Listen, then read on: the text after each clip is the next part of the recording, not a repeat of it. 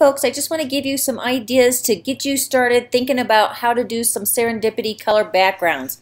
The idea is to simply splash color on your drawing space in all different directions. Have no rhyme or reason behind it, no preconceived ideas. See, I just put a big old blotch of purple here, and now I'm just going to add some more purple blotches on this piece of paper too.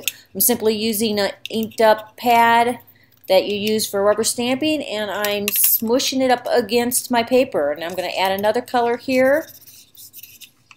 Again, no rhyme, no reason. I have no planning, no pre-thoughts going on here. I'm letting my creative spirit just go wherever it wants to go.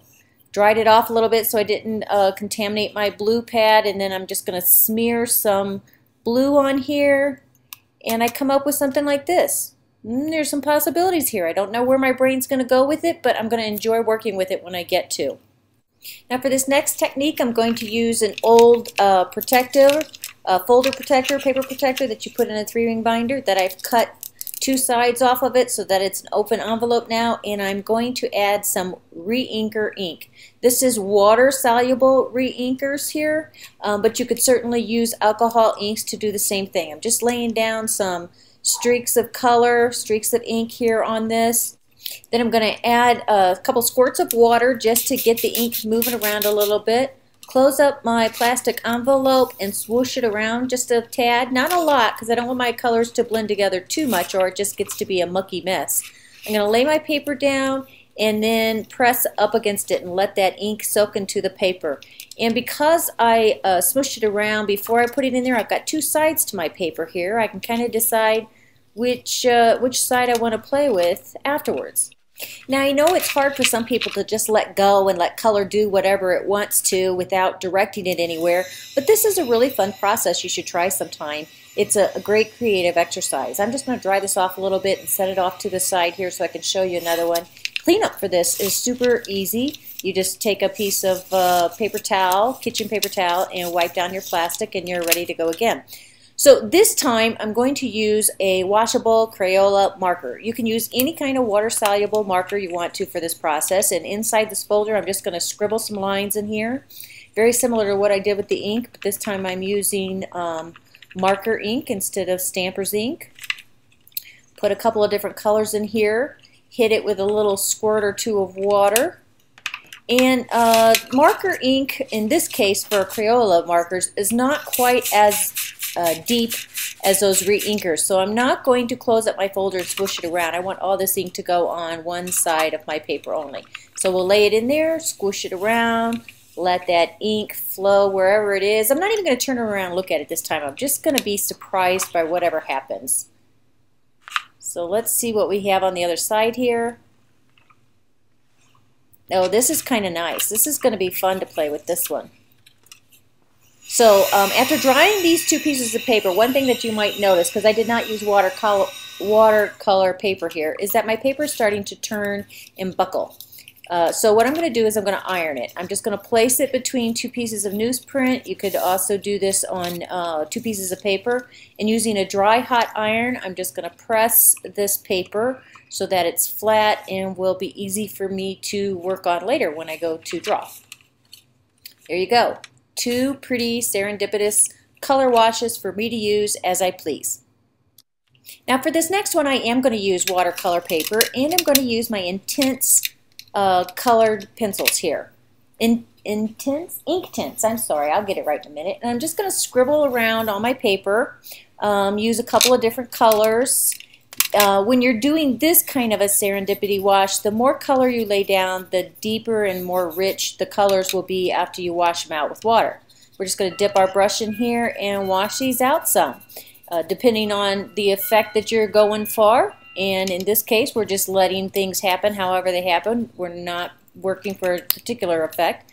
But we want to just wash it out a little bit, let it go where it wants to. I'm also going to do the same thing using some watercolor crayons to give you an idea of how these work. The same way as the ink tints and pretty much all the other types of watercolor pencils, etc. You lay down your lines and then you wash it out. If your paper gets a little bit too wet, just blot it off with a paper towel. Now I'm going to use some Prismacolor watercolor pencils. They look like this in the tin, and let's just pick out a couple of pencils. Again, I'm just kind of working quickly and randomly and not letting my brain get too involved here because I really want this to be just whatever happens creatively without any extra brain power used here. So we'll wet these down a little bit, get these lines squished out a bit. And then of course you could use regular everyday watercolors to do the same thing, but you won't have these lines or these strings inside the color mixes to play with. You'll have to create your own lines.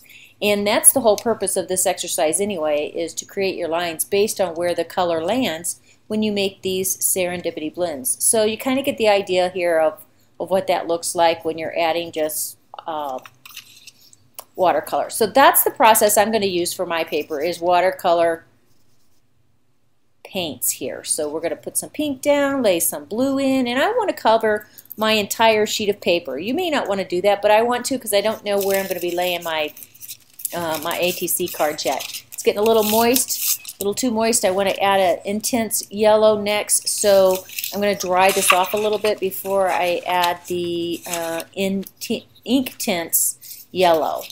If I don't put too much water on this, the color will stay really bright and vibrant. So I'm just filling in all the white places on my paper now so that I can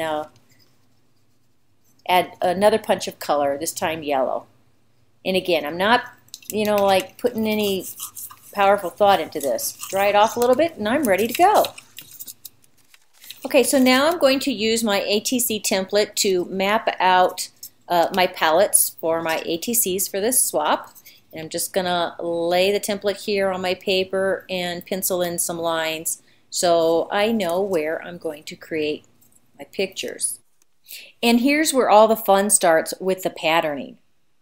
These serendipity color splotches are now going to drive us on a creative journey. We're going to let these lines decide where we start our pattern work and how we create shapes on the page. So I've started along this yellowish green color block I have going on here, and I'm just going to create some shapes following the color splotches in this section. So you can see I kind of made an extra loop where the yellow was brighter here in the middle, and then just let my mind flow, let my hand flow around that color and do with it as I please. I'll pick up this red here and kind of follow these lines. This kind of looks spiky. I have no idea where this drawing is going to go, and it's important to let yourself just follow along these lines and don't worry about where it's going. Just let it happen however it happens. If you want to be real precise and stay right where the color divides are, that's fine. If you want to get a little creative and let them serve as a background for a shape that comes in your mind, then just let your hand draw that shape out and go in that direction. But we're going to let these color blotches just kind of guide our creative spirit in whatever direction it wants to go. So here's where this one went. You can see those lines that I was just drawing a moment ago. I added some patterning inside them, a checkered pattern like Knightsbridge, if you're familiar with that particular Zentangle, and some extra dots and swirls along the way that sort of matched. But it's just a very strange drawing, actually. There's no rhyme or reason to it. And then here I let the streaks of color kind of guide my pen to make stalks or stems on some little round flowers. And then this yellow up here at the top, I divided it out with some scallopy shapes, and to me, as I was drawing, this little splash of purple in the middle seemed to be like a spring shower rolling in, so I just went with that theme. Now over here I've already added, I've kind of like mapped out these streaks of color and added some patterns in here. You can see I've just kind of let it go. Added some globes looking things, and these will each be filled in with similar patterns, I'm sure. And then I kind of work all over the page, not just on one ATC at a time. So I saw these these color circles kind of coming into my mind as I was looking at these splotches of colors over here. So I just went on and drew them out, even though I'm not ready to work on that ATC yet.